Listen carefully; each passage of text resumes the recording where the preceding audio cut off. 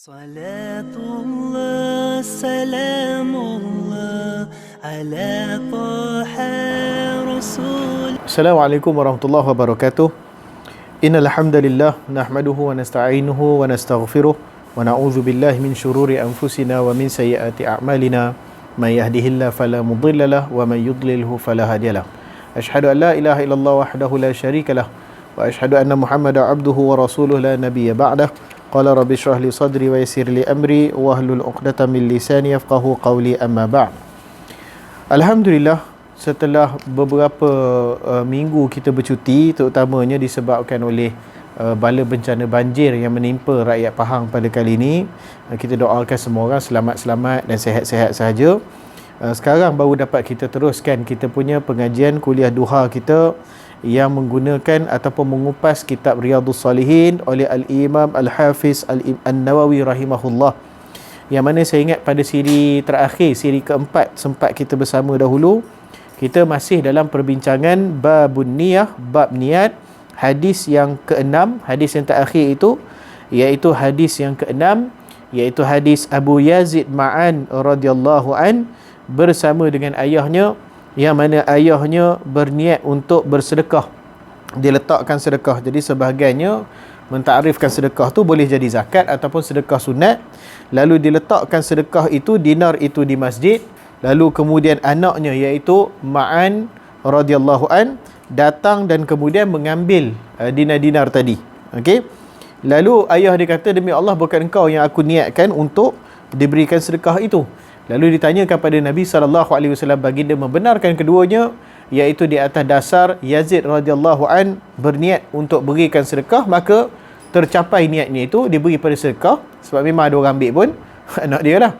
Dan Ma'an ni pula, dia ambil pun halal untuk dia, dibenarkan oleh Nabi SAW, bagimu apa yang kau ambil. Maka saya ingat kali terakhir perbincangan kita, sebahagian ataupun jumhurul ulama, saya ingat kesemua mazhab empat menggunakan hadis ini sebagai bukti bahawasanya seorang ayah boleh memberikan zakat kepada anaknya selagi mana dia tidak membatalkan nafkah-nafkah yang wajib kepada anaknya, dan juga sekiranya anaknya termasuk di dalam asnaf zakat tersebut. Okey, asnaf fakir ke, asnaf fisabilillah ke apa, wallahu alam. Itu pandangan jumhurul ulama. Baik, pada hari ini insya-Allah kita akan sambung hadis yang ketujuh, hadis yang agak panjang dan menarik hadis ni, iaitu hadisnya berbunyi, wa an Abi Ishaq Sa'ad bin Abi Waqqas Malik bin Uhaib bin Abdi Manaf bin Zuhrah bin Kilab bin Murrah bin Ka'b bin Lu'ay al-Qurashi az-Zuhri radhiyallahu an, ahadul asharatil mashhudi lahum bil jannah radhiyallahu anhum, qala ja'ani Rasulullah sallallahu alaihi wasallam ya'uduni 'ama hajjatil wada' min waja'in ishtadda bi, faqultu ya Rasulullah inni qad balagha bi min al-waj'i ma tara wa ana dhu malin wa la yarithuni illa banatun li afa atasaddaqu bi thuluthai mali, qala la. Qultu fasyatru ya Rasulullah, faqala la. Qultu fathuluthu ya Rasulullah, qala athuluthu wathuluthu kathir au kabir, innaka intadhara warathataka aghniya khairun min an tadharahum 'alatan yatakaffafuna an-nas, wa innaka lan tunfiqa nafaqatan tabtaghi biha wajha Allah illa ujirta 'alayha hatta ma taj'alu fi ra'atika. Qala faqultu ya Rasulullah ukhallifu bi'da ashabi, qala innaka lan tukhallifa fata'malu amalan tabtaghi bihi wajha Allah illa zdadta bihi darajata wa rif'atan wa la'allaka an tukhallifa hatta yantafi'a bika aqwamun wa yadurru bika akharun. Allahumma amdi la ashabi hijratuhum wa la turadduhum ala aqabihim, lakin al-ba'isu Sa'ad bin Khawlah yarthi lahu Rasulullah sallallahu alaihi wasallam an mata bi Makkah, muttafaqun alaih. Okey, jadi kita tengok dia punya maksud dulu. Tadi itu dia punya lafaz matan hadisnya. Saya bacakan maksud penuhnya dulu, lepas tu baru kita bincangkan berkenaan hadis ni. iaitu daripada Abu Ishaq, iaitu Sa'ad bin Abi Waqqas, ataupun nama sebenar dia Malik bin Uhaib bin Abdul Manaf bin Zuhri bin Kilab, Murrah bin Ka'ab bin Lu'ay Al-Qurashi Az-Zuhri radhiyallahu an, salah seorang daripada 10 orang yang diberikan mubasyirin bil jannah, yang diberikan ataupun kesaksian memperoleh syurga. Berkata, Rasulullah SAW datang kepadaku untuk menjengukku pada tahun Haji Wada'. Okay, maknanya tahun Haji Wada' maknanya tahun apa? Tahun 10 Hijrah. Kerana kesakitan yang menimpa diriku. Lalu saya berkata, ya Rasulullah, sesungguhnya sakitku ini agak berat sebagaimana keadaan yang engkau ketahui, sedang saya seorang yang berharta dan tiada yang mewarisi hartaku melainkan seorang puteri. Maknanya dia ada anak perempuan seorang. Bolehkah saya sedekahkan 2/3 daripada hartaku? Jawab baginda, tidak. Saya berkata lagi, 1/3 bagaimana ya Rasulullah? Lalu baginda bersabda, ya, 1/3 boleh, dan 1/3 itu sudah banyak dan besar. Sesungguhnya jikalau engkau meninggalkan para ahli warismu dalam keadaan kaya, maka itu lebih baik berbanding engkau meninggalkan mereka dalam keadaan miskin dan meminta pada orang. Sesungguhnya tiada suatu nafkah yang engkau berikan dengan niat untuk mendapatkan keredaan Allah, melainkan engkau pasti akan diberi pahalanya, sekalipun sesuatu yang engkau berikan itu yang engkau berikan untuk makanan isterimu. Abu Ishaq meneruskan huraiannya. Saya berkata lagi, apakah saya ditinggalkan di Mekah setelah kepulangan sahabat-sahabatku ini? Beliau menjawab, sesungguhnya engkau itu tiada ditinggalkan. Maksudnya dia nak mati dia ke? Mati tinggal kat Mekah ke? Kemudian engkau melakukan suatu amalan yang engkau maksudkan untuk mendapat keredaan Allah, melainkan engkau bertambah darjat dan keluhurannya. Barang siapa sekalipun engkau ditinggalkan sehingga ramai orang yang mendapat kemanfaatan dari hidupmu, di samping ada kaum yang lain merasa rugi kerana kamu. Kemudian Nabi SAW berdoa, ya Allah, sempurnakan pahala untuk sahabatku dalam hijrah mereka, dan janganlah engkau balikkan mereka pada tumitnya, iaitu menjadi murtad sepeninggalanku nanti. Tetapi yang miskin, yang rugi, itu ialah Sa'ad bin Khawlah. Rasulullah SAW berasa sangat kasihan padanya disebabkan matinya di Mekah. Okey. Baik, di sini apa dia nak cerita? Yang pertama berkenaan individu Sa'ad bin Abi Waqqas radhiyallahu an, salah seorang daripada 10 yang dijanjikan syurga. Okey, dia para sahabat radhiyallahu anhum ni, mereka semua dijanjikan syurga. Pada hakikatnya kesemua sahabat dijanjikan syurga. Laqad radhiyallahu anil mu'minin idza yubayyi'unaka tahta syajarah. Sesungguhnya Allah telah pun redha kepada sekalian kaum mukminin apabila mereka memberikan bai'ah kepada kamu ya Muhammad di bawah sebatang pohon, iaitu perjanjian Hudaibiyah. Yang ini di antara beberapa ayat-ayat Al-Quran yang menjanjikan syurga pada para sahabat radhiyallahu anhum. Radhiyallahu anhum wa radu'an. Allah Subhanahu wa taala telah redha kepada mereka dan mereka pun redha kepada Allah Subhanahu wa taala. Maka kalau nak kita sebutkan sahabat yang dijanjikan syurga, semua sahabat dijanjikan syurga. Okey, tetapi sebagaimana hal-hal lainnya, sahabat radhiyallahu anhum mereka ini semua walaupun dijanjikan syurga, tetapi mereka punya martabat dan tingkatan mereka tidaklah sama. Okey, martabat dan tingkatan mereka tidak sama. Ada sahabat yang lebih afdal daripada sahabat yang lain. Kalau sahabat yang awal masuk Islam, sudah tentu lebih afdal daripada sahabat yang terakhir masuk Islam. Walaupun kita punya martabat ni nak kata capai sahabat terakhir masuk Islam pun memang tak tercapai. Okey, jangan bila kita bincangkan bab sahabat, kita kata sahabat terakhir masuk Islam ni macam lekeh. Jangan sebut macam tu.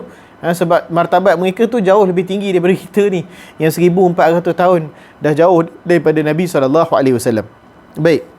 Jadi kita kata dalam ranking-ranking sahabat tu, yang susunan yang tertingginya adalah yang pertamanya mereka as-sabiqun al-awwalun, mereka yang mula-mula dahulu masuk Islam, daripada Khadijah radhiyallahu anha, daripada Abu Bakar Siddiq radhiyallahu an, Ali bin Abi Talib radhiyallahu an, Zaid bin Harisah radhiyallahu an, mereka ni Uthman al-Affan radhiyallahu an, mereka ni antara orang yang paling awal masuk Islam. Dan kemudiannya kita ada asyarah mubasyirin bil jannah, 10 orang sahabat yang dijanjikan syurga oleh Nabi SAW. Dijanjikan di mana? Di dalam hadis Nabi SAW. Inna Abu Bakar fil jannah, wa Umar fil jannah, wa Uthman fil jannah, wa Ali fil jannah. Jadi dia disebut semua 10 orang tu. Sesungguhnya Abu Bakar pasti berada di syurga, Umar juga masuk syurga, Uthman juga masuk syurga, Ali juga masuk syurga. Okey, maka dia punya susunan semua tu, sehinggalah Nabi SAW menyebut 10 orang. Dan 10 orang ini termasuk di dalamnya Sa'ad bin Abi Waqqas radhiyallahu an. Maka kita kata mereka ini merupakan golongan sahabat yang paling tinggi mereka punya martabatnya. Okey, golongan yang awal masuk Islam, kemudian 10 orang yang dijanjikan syurga oleh Nabi SAW, yang ni pastilah kita kata lebih tinggi dia punya martabat dia berbanding dengan sahabat-sahabat yang barangkali masuk Islam setelah hijrah, ataupun masuk Islam setelah hajinya Nabi, ataupun setelah khutbah wada' dan sebagainya. Okey, jadi nak menceritakan Sa'ad bin Abi Waqqas ni seorang sahabat yang sangat besar, termasuk bila dalam hadis ni kita kata 10 orang yang dijanjikan syurga, maka dia sahabat yang utama, bukan main-mainnya. Antaranya siapa lagi? Abu Ubaidah Al-Jarrah radhiyallahu an. Kemudian kita ada Talhah bin Ubaidillah. Kita juga ada Zubair bin Awam. Zubair bin Awam menantunya Abu Bakar As-Siddiq, suami kepada Asma binti Abi Bakar, dan dia juga merupakan ayah kepada Abdullah bin Zubair radhiyallahu an. Okey. Baik, jadi Sa'ad bin Abi Waqqas ni dia menceritakan waktu tahun Haji Wada', tahun ke-10, masa di Mekah, sebagaimana kita tahu pembukaan kota Mekah terjadi pada tahun 8 Hijrah. Kemudian pada tahun berikutnya Nabi SAW tidak membuat haji, disebabkan ketika itu masyarakat jahiliah ni baru masuk Islam dan masih ada lagi di antara mereka yang melakukan tawaf dalam keadaan tidak berpakaian. Maka Nabi SAW mengutuskan Abu Bakar pada tahun 9 Hijrah untuk mengajarkan berkenaan dengan manasik haji yang betul menurut syariat baginda Nabi SAW, dan kemudian pada tahun ke-10 baru Nabi SAW melakukan haji, dan kita panggil sebagai Haji Wada' kerana itulah haji terakhir Nabi SAW. Saya ingat ada juga yang bertanya, Ustaz, Nabi buat haji sekali saja? Wallahu alam, ada sebahagian riwayat sirah yang menyebutkan bahawa baginda telah melakukan haji ketika zaman dakwah di Mekah, iaitu sebelum berhijrah. Tidak mustahil, tetapi Haji Wada' inilah yang masyhurnya kerana itu haji yang dilakukan oleh Nabi pada tahun 10 Hijrah, dan ini adalah haji terakhir Nabi SAW. Sebab tu dinamakan sebagai Wada'. Wada' ni maksudnya selamat tinggal. Okey. Jadi ketika tu sahabat dan Nabi SAW semua pergi ke Mekah melakukan haji. Kemudian mereka tinggal di sana, duduk di sana. Yalah, lama dah tak duduk dekat Mekah. Tak silap saya dalam riwayat menyebutkan lebih kurang 3 minggu lebih juga Nabi SAW duduk di Mekah. Maka ketika berlaku perkara tu, Sa'ad bin Abi Waqqas radhiyallahu an jatuh sakit. Sakit dia teruk. Okey, dia punya sakit dia sangat teruk sehingga kan dia sangkakan dia ni nak mati dah sebab sakit dia teruk sangat. Lalu Nabi SAW ni pun sebagaimana yang kita tahu, sunnah baginda adalah menziarahi rakannya yang sakit, sebab untuk nak menghiburkan dia. Okey, menziarahi rakannya yang sakit. Lalu Nabi ziarah Sa'ad bin Abi Waqqas radhiyallahu an. Kemudian Sa'ad tanyakan dia, bila dia dalam keadaan sakit macam tu, dia kata, ya Allah, sesungguhnya, ya Rasulullah, maaf, sesungguhnya sakitku ini agak berat sebagaimana keadaan yang engkau ketahui. Aku sakit ni teruk sangat dah. Sedangkan saya seorang yang berharta, saya ada duit, banyak duit, tetapi tiada yang mewarisi hartaku melainkan seorang puteri saja, melainkan seorang anak perempuan.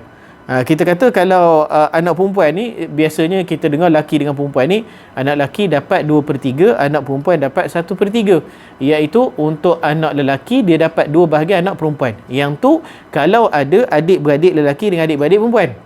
Okey, macam mana Ustaz kalau dia ada adik-beradik perempuan saja? Adik-beradik perempuan, barangkali 3 orang, 4 orang adik-beradik, semua perempuan saja, tak ada lelaki. Maka dia punya pewarisan hartanya adalah 2/3 harta setelah ditolakkan hutang. Tu dah tentulah ditolakkan kepada isteri ataupun ditolakkan kepada suami, maka mereka semua berkongsi 2/3 bahagian, bukan seorang 2/3. Mereka semua kongsi 2/3 bahagian. 2/3 tu bahagi, bedak lah. Kita kata kalau 4 orang, 2/3 tu bagi 4, macam tu. Bagaimana pula kalau dia pula ada anak perempuan tunggal dan anak perempuan dia seorang sahaja?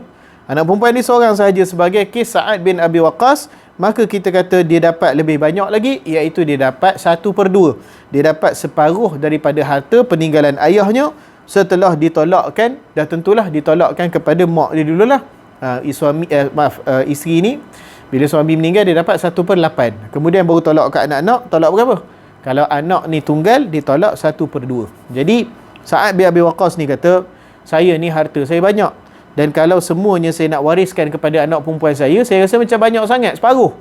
Separuh daripada harta tu diwariskan pada anak perempuan.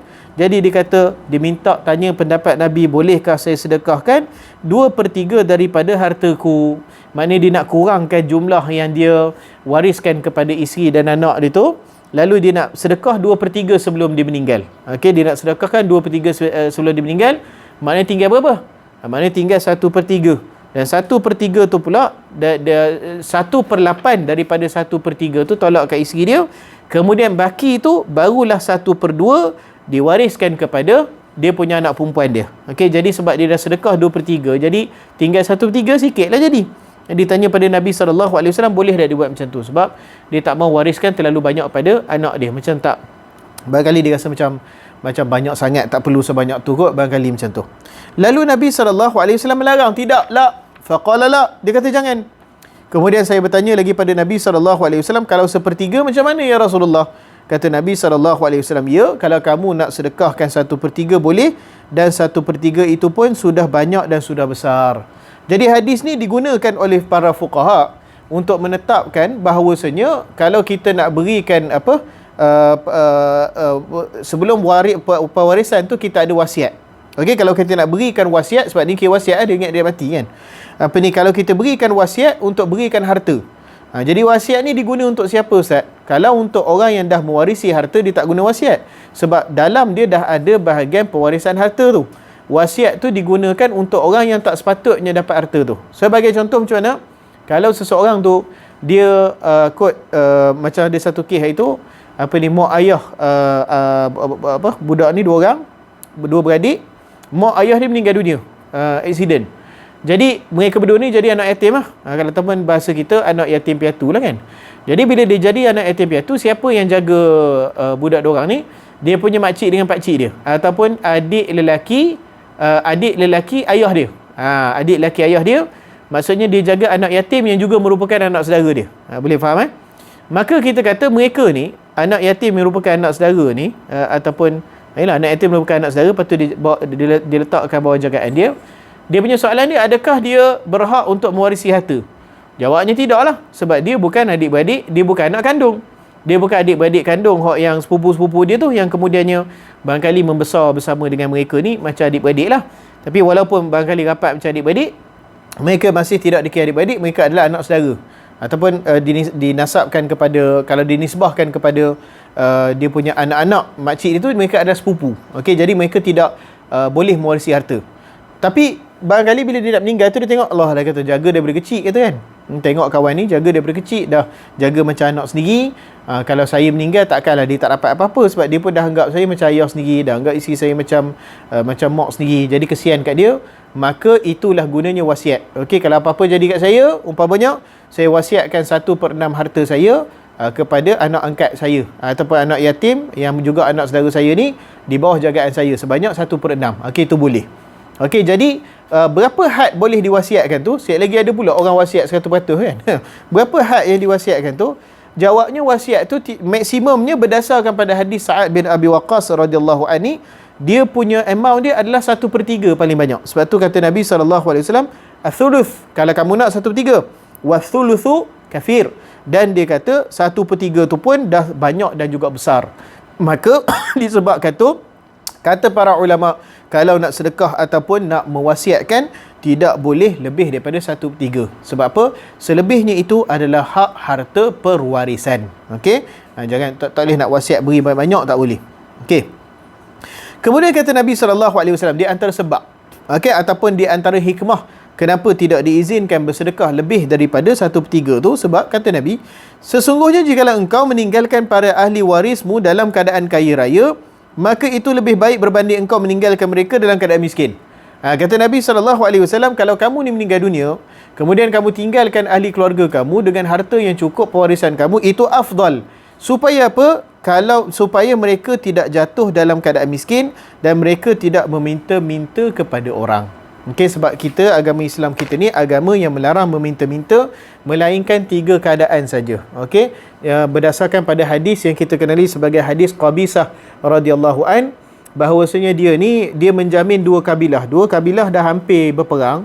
Lalu Qabisah radhiyallahu an ni menjadi penjamin. Maksudnya kalau kamu batalkan peperangan ni, kamu batalkan hasrat kamu 2 kabilah ni untuk berperang, maka saya jamin kabilah sekian akan dapat berapa ribu dirham, kabilah sekian akan dapat berapa ribu dirham. Kalau kamu batalkan, kamu dapat duit ni. Dia jamin macam tu. Maka bila dia jamin macam tu, 2 kabilah ni tak jadi berperang. Okey, tetapi Qabisah radhiyallahu anhu pun, walaupun dia berjaya mendamaikan 2 kabilah, dia pun tak ada lah duit simpanan sebanyak tu.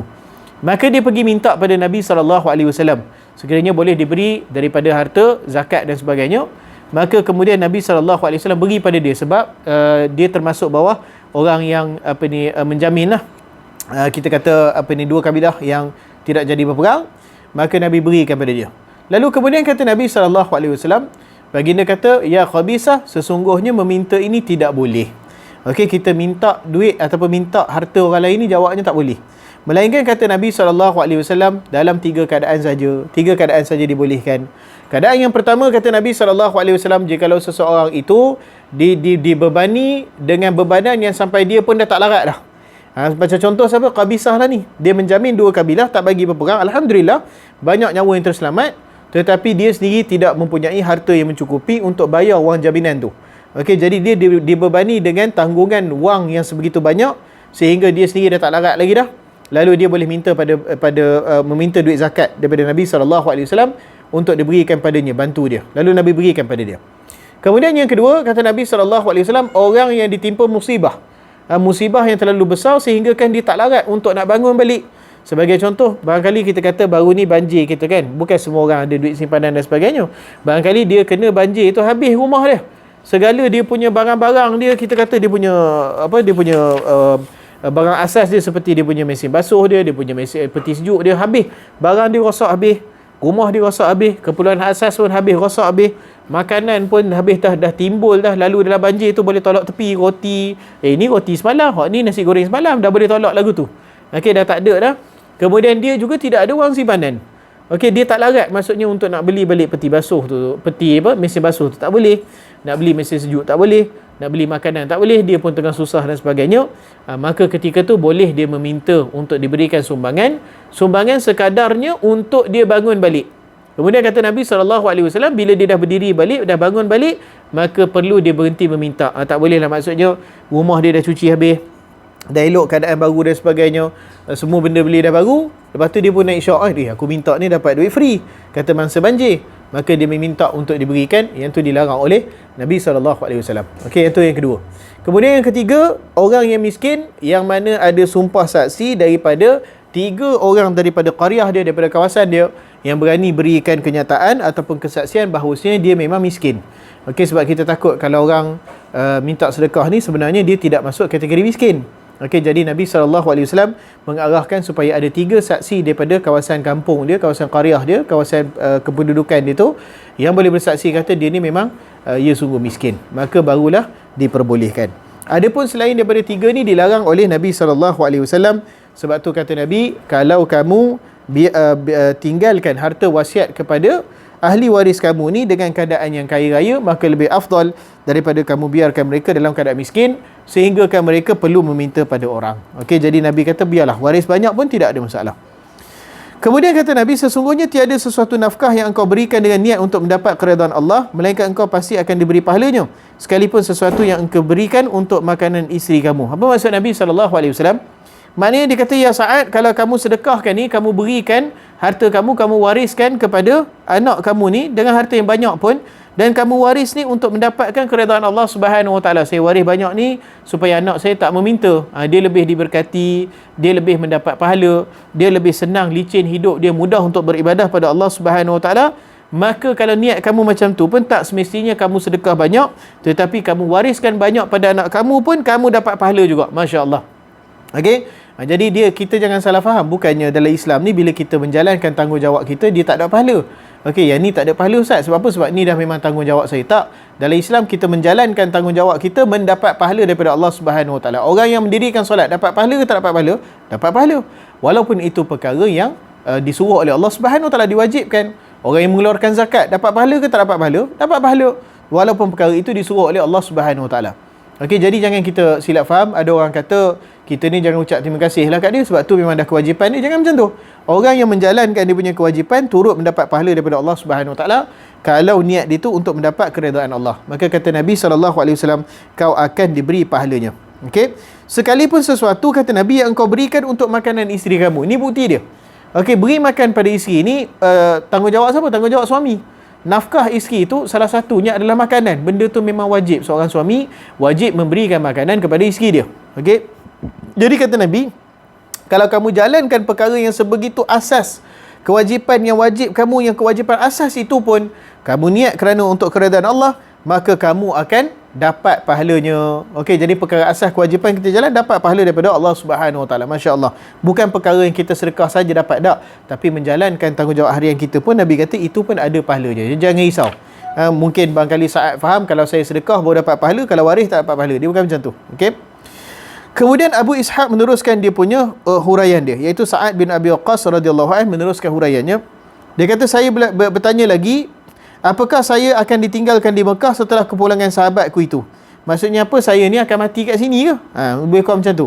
Kata Nabi SAW, sesungguhnya engkau tidak akan ditinggalkan. Engkau akan melakukan amalan yang engkau maksudkan untuk mendapat keredaan Allah, dan engkau lakukannya, nescaya bertambah darjat dan keluhuranmu. Dan barangkali sekalipun engkau ditinggalkan sehingga ramai orang yang mendapat kemanfaatan dari hidupmu, di samping ada kaum yang lain merasa rugi kepadamu. Maknanya kata Nabi SAW, sekalipun kalau kamu ditinggalkan dekat sini pun, masih lagi ramai orang akan dapat manfaat. Masya Allah. Sebab apa? Sa'ad bin Abi Waqqas ni seorang sahabat yang besar, dan banyak dia punya kebaikan dia yang dapat diberikan, sehingga kan kalau dia meninggal pun, kata Nabi SAW, ada orang yang akan merasa rugi dengan ketiadaan ataupun meninggalnya kamu ini. Masya Allah. Jadi Nabi SAW sebenarnya kat sini ada menunjukkan isyarat bahawasanya hayat Sa'ad bin Abi Waqqas ini radhiyallahu an masih lagi panjang. Dan benar sebagaimana disebutkan oleh Nabi SAW, Sa'ad bin Abi Waqqas ini kemudiannya dia merupakan orang yang bertanggungjawab menjadi jeneral peperangan yang akhirnya berjaya menundukkan Parsi. Tamadun besar Parsi ketika itu, Masya Allah, dijatuhkan oleh komandornya siapa? Sa'ad bin Abi Waqqas radhiyallahu an. Masya Allah, tabarakallah. Baik. Kemudian Nabi SAW berdoa, ya Allah, sempurnakan pahala untuk sahabatku dalam hijrah mereka, dan janganlah engkau balikkan mereka kepada tumitnya, iaitu menjadi murtad setelah semeninggalanku nanti. Dan di sini merupakan dalil bahawasanya sahabat radhiyallahu anhum tidak sebagaimana yang disebutkan oleh Syiah. Iaitu Syiah mengatakan sahabat semua irtaddu, sahabat semua murtaddin, sahabat semua murtad, keluar daripada Islam setelah daripada kewafatan Nabi SAW. Kita kata tak. Kenapa? Sebab Nabi SAW telah mendoakan sahabat tidak akan murtad setelah daripada kewafatan Nabi SAW. Masya Allah. Jadi doa Nabi ni kita tahu, doa Nabi mustajab. Jadi kalau didoakan oleh Nabi SAW, maka tidak ada penghalang bagi seseorang itu di antara dia dengan syurga Allah Subhanahu Wa Taala. Sebab itulah sahabat radhiyallahu anhum sangat minta doa Nabi. Sebab kalau dengan doa Nabi, tidak ada halangan untuk mereka masuk syurga Allah Subhanahu Wa Taala. Dan dalam hadis ni kita tengok Nabi dah doakan sahabat semua diredai oleh Allah Subhanahu Wa Taala. Okey, dan mereka tidak akan murtad. Baik. Kemudian kata pengarang, dalam hadis ni ada beberapa hukum. Okey, ni yang akhir insya-Allah. Yang pertamanya dia kata wasiat seseorang yang akan mati tidak boleh melebihi 1/3. Ni yang saya sebutkan tadi. Sehingga bila berlaku wasiat melebihi 1/3, maka ahli waris untuk menolak dan membatasi hingga 1/3. Maksudnya kalau dia bagi separuh umpamanya, ahli waris boleh batalkan. Okey, tak boleh. Kita akan bagi sampai 1/3, bukan 1/2. Kemudian yang kedua, segala amal perbuatan binasa apabila diniatkan untuk mencapai keredaan Allah, maka akan mendapat pahala dan dihitung sebagai ibadah, sebagaimana belanja yang lazim untuk anak, keluarga dan sebagainya. Okey, amal perbuatan biasa, bukan binasa. Amal perbuatan biasa, silap sini kat tulis, diniatkan untuk mencapaikan keredaan Allah, sekalipun benda yang memang dah wajib. Macam saya sebutkan tadi, belanja anak, keluarga, belanja isteri, adakah mendapat pahala? Ya, mendapat pahala jika kalau diniatkan keredaan Allah Subhanahu Wa Taala. Masya Allah. Okey. Kemudian yang ketiga, amal yang telah dikerjakan kerana Allah janganlah ditarikkan balik, sebagaimana hijrah dari Mekah ataupun sedekah. Maka jangan berusaha mengembalikan barang yang sudah disedekahkan kepadanya, sama ada dengan membeli atau menukar atau lainnya.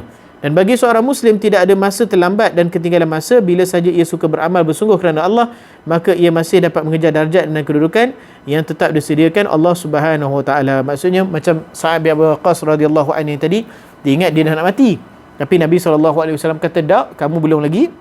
Sekalipun kalau kamu duduk Mekah ataupun kamu pergi Mekah ke, kamu masih lagi dapat buat amal yang mendapat keredaan Allah Subhanahu Wa Taala, yang mana masyarakat akan berasa kerugian ataupun kehilangan sekiranya kamu meninggal dunia nanti. Okey, jadi menunjukkan bila-bila pun, sekalipun saat ni dalam keadaan yang sakit nak mati pun, Nabi SAW kata masih lagi banyak amal yang boleh dilakukan untuk mendapat pahala dari sisi Allah Subhanahu Wa Taala. Wallahu alam, saya ingat setakat itu saja sempat saya kongsikan pada kali ini. InsyaAllah pada pertemuan akan datang kita akan sambung dalam babun niyah ini, dan kita akan masuk di berkenaan hadis yang lain sambungan daripada hadis Sa'ad bin Abi Waqqas, iaitu hadis berkenaan rosaknya amalan seseorang itu. Walaupun dia melakukan amal soleh tetapi niatnya salah, maka rosak amalnya. Tadi kita tengok walaupun melakukan amalan lazim tapi betul niatnya, maka diterima amalnya. Terbaliknya pula, kalau dia melakukan amal soleh tapi silap niatnya, maka rosaklah amalnya. Masya Allah. Baik, sallallahu ala Muhammad wa ala alihi wasallam. Assalamualaikum warahmatullahi wabarakatuh. سلام الله على طه